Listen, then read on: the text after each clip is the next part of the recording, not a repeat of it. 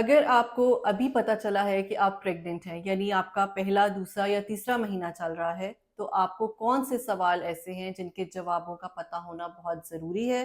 कई दफ़ा ऐसे होता है कि डॉक्टर के पास जाते-जाते देर हो जाती है, 2-3 माह गुज़र जाते हैं कई दफ़ा डॉक्टर के पास पहुँचते हुए। लेकिन उस टाइम पे जो कुछ चीज़ें होती हैं, जो आपको पता होना चाहिए ताकि आपका ना तो टाइम वेस्ट हो और उस वजह से आपके बच्चे पे कोई मनफ़ी असरात ना पड़ें। तो ये वीडियो उन ख़वातीन के लिए है जिनको बहुत सारे सवालों के जवाब भी जानने हैं, लेकिन उनके पास डॉक्टर के पास जाने का टाइम नहीं है या कोई भी किसी तरह से कोई सोर्स मौजूद नहीं है। मैं हूँ डॉक्टर सादिया मुमताज़ और आप देख रहे हैं गायनी टॉक्स। तो सबसे पहले तो ये है कि जैसे ही आपको पता चला है कि आप प्रेग्नेंट हैं, तो आपका ये सवाल होता है कि मुझे क्या लेना चाहिए, दवाइयाँ कौन-सी इस्तेमाल करनी चाहिए, तो वो है फॉलिक एसिड। जैसे ही आइडियली तो हम ये बताते हैं कि अगर आप प्रेगनेंसी प्लान कर रहे हैं, तो उससे 2-3 महीने पहले से फॉलिक एसिड लेना शुरू कर दें।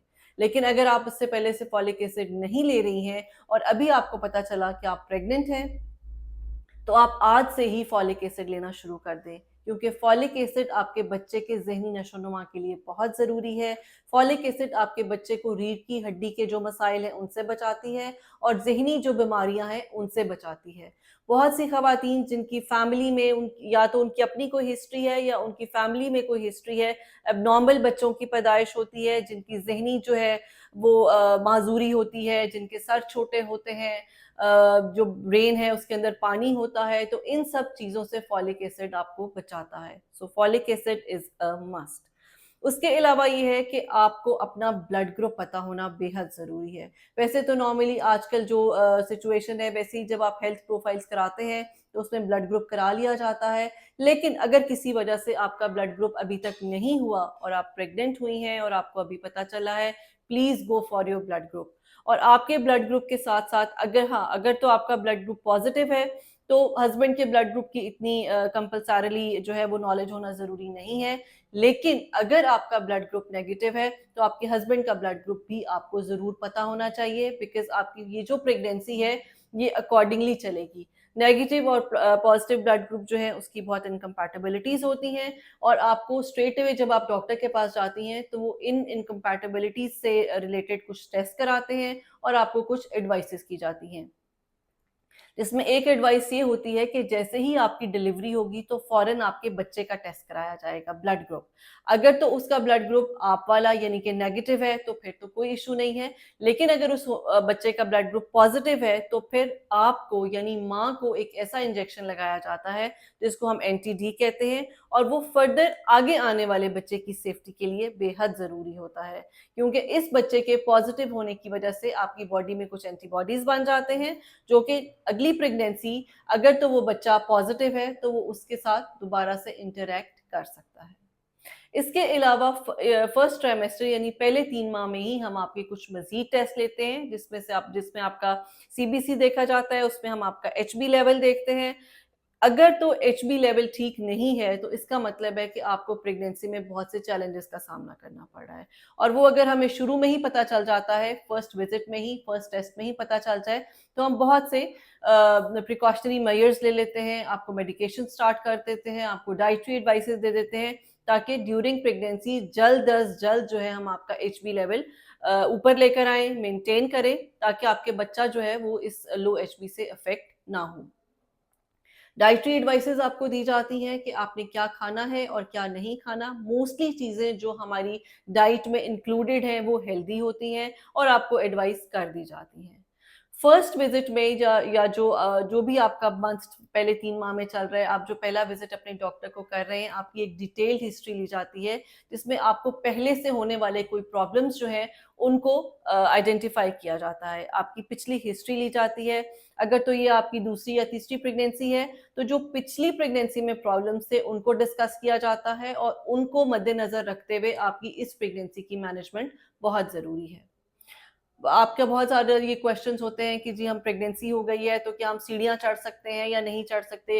हस्बैंड के साथ रिलेशनशिप का बहुत एक क्वेश्चन किया जाता है, तो आप सीढ़ियाँ भी चढ़ सकते हैं, आप हील्स भी पहन सकते हैं and you can consummate your relationship. आप हस्बैंड के साथ अपना रिलेशनशिप भी रख सकते हैं। पूरे 9 मंथ्स में हस्बैंड के साथ रिलेशनशिप में कोई ममानियत नहीं है अनलेस कि कोई प्रॉब्लम ना हो। अगर आपको शुरू के 3 माह में स्पॉटिंग या ब्लीडिंग हो गई है, तो फिर हम आपको कुछ एहतियाती तदाबीर बताते हैं, जिसमें ये होता है कि आप अपना इंटरकोर्स अवॉइड करें, भारी चीज़ें ना उठाएँ, लॉन्ग स्टैंडिंग ना करें, बहुत ज़्यादा तेज़-तेज़ चलें ना, सीढ़ियाँ जो हैं वो ज़्यादा उतरना-चढ़ने से परहेज़ करें। इसके अलावा अदरवाइज़ और ऐसी कोई कंडीशन नहीं होती जिसमें इन सब चीज़ों से मना किया जाता है। बहुत ज़्यादा मैंने ये देखा है कि जो नॉज़िया वॉमिटिंग की प्रॉब्लम होती है, वो पेशेंट्स को शुरू के 3 माह में होती है और उसके लिए उनको जो मेडिकेशंस दी जाती है, आप वो दवाइयाँ इस्तेमाल नहीं करती कि इसका जो असर है वो हमारे बच्चे पे होगा। हालाँकि it is the other way round, अगर आप वो दवाइयाँ प्रॉपरली अपने डॉक्टर के मशवरे से इस्तेमाल कर रही हैं, तो इसका फ़ायदा ना सिर्फ़ आपको बल्कि आपके बच्चे को भी होगा। बिकॉज़ ये दवाइयाँ लेने से ज़ाहिर है आप एक हेल्दी फ़ील करेंगी अगर आपको नॉज़िया वॉमिटिंग नहीं हो रहा, जो कुछ आप खा रही हैं, आपको डाइजेस्ट हो रहा है, उससे आप एनर्जी गेन कर रही हैं, तो ऑटोमैटिकली आपका बेबी भी एनर्जी गेन कर रहा है। और ये बात बिल्कुल ठीक है कि प्रेगनेंसी में बहुत ज़्यादा दवाइयाँ नहीं लेनी चाहिए, लेकिन प्लीज़ मार्क माय वर्ड, जो दवाइयाँ आपकी डॉक्टर आपको देती हैं, आपने वो हर सूरत लेनी है। बिकॉज़ हम वो दवाइयाँ किसी सूरत भी इस तरह से नहीं देते कि आपको या आपके बच्चे को उसका नुकसान हो। सो अपनी डॉक्टर पे ट्रस्ट करें। हम जो दवाइयाँ देते हैं, अगर आप वो इस्तेमाल करेंगी, तो आप अपनी प्रेगनेंसी एन्जॉय करेंगी। सो रादर दैन कि आप वो सारे सिम्पटम्स फेस करती रहें, आप फटीग में रहें, वीकनेस में रहें, आपकी तबीयत ठीक ना रहे, तो उससे बेहतर है कि आपको जो दवाइयाँ एडवाइस की जा रही हैं, आप वो दवाइयाँ इस्तेमाल करें और उसके बाद अपना एक हेल्दी लाइफ़स्टाइल अपनाकर अपनी प्रेगनेंसी को हेल्दी तरीके से गुज़ार लें।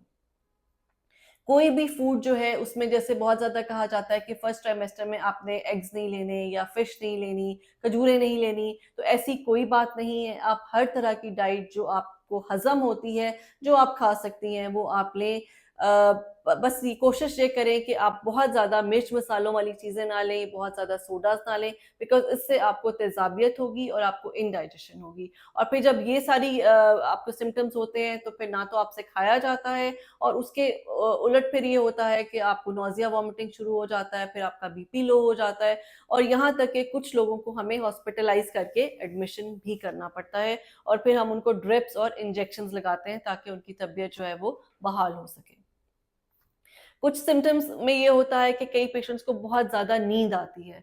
तो अगर आपको भी बहुत ज़्यादा नींद आती है, तो इसके लिए परेशान होने की ज़रूरत नहीं है बिकॉज़ ज़्यादा नींद आना is a sign of healthy ongoing pregnancy. BP low होना या कई दफ़ा मुझे पेशेंट्स बहुत ज़्यादा कंप्लेन करते हैं कि हमें ऐसा लगता है कि बच्चा बहुत नीचे है। तो प्लीज़ इस चीज़ को ज़हन में रखें कि बच्चा नीचे ही होता है। ये एक बहुत कॉमनली आस्क्ड इन्फॉर्मेशन है कि बच्चा बहुत नीचे है, बच्चा ऊपर नहीं हो सकता। 6 माह तक बच्चा जो है आपका जो बेली बटन है, जो आपकी अम्बिलिकस है उससे नीचे ही रहता है। 6 माह के बाद आपको बेली बटन से ऊपर उसकी जो है वो फीलिंग्स और महसूस होना शुरू होता है, उससे पहले बच्चा नीचे ही रहता है। तो ये ज़रूर है कि जिस जगह पे वो प्रेज़ेंट होता है, वहाँ आपको प्रेशर फ़ील होता है, उसकी वज़ह से कई दफ़ा ये होता है कि आपको बहुत ज़्यादा यूरिनेशन फ़ील होती है या लोअर बैक पे आपको ज़्यादा प्रेशर फ़ील होता है। सो कई दफ़ा मुझे पेशेंट्स ये भी कंप्लेंट करते हैं कि हमें हमारी डॉक्टर ने बताया है या हमें अल्ट्रासाउंड वालों ने बताया है कि आपका बच्चा बहुत नीचे है। तो सबसे पहले तो मैं उनकी जो इंटेग्रिटी है उसी पर डाउट कर लेती हूँ कि एक डॉक्टर इस तरह से कैसे बता सकता है कि आपका बच्चा बहुत नीचे है। तो सबसे पहले तो आप इस कन्फ्यूजन से निकलें कि बच्चा नीचे है तो ये कोई प्रॉब्लम है क्योंकि बच्चा नीचे ही होगा। अगर बच्चा नीचे नहीं होगा तो आंवल नीचे होगी। सो अगर आंवल नीचे होगी तो ये एक बहुत बड़ी कॉम्प्लिकेटेड सिचुएशन है। सो लेट द बेबी जो है उसको नीचे होने दें और आंवल को ऊपर हो तो ये एक आइडियल सिचुएशन है।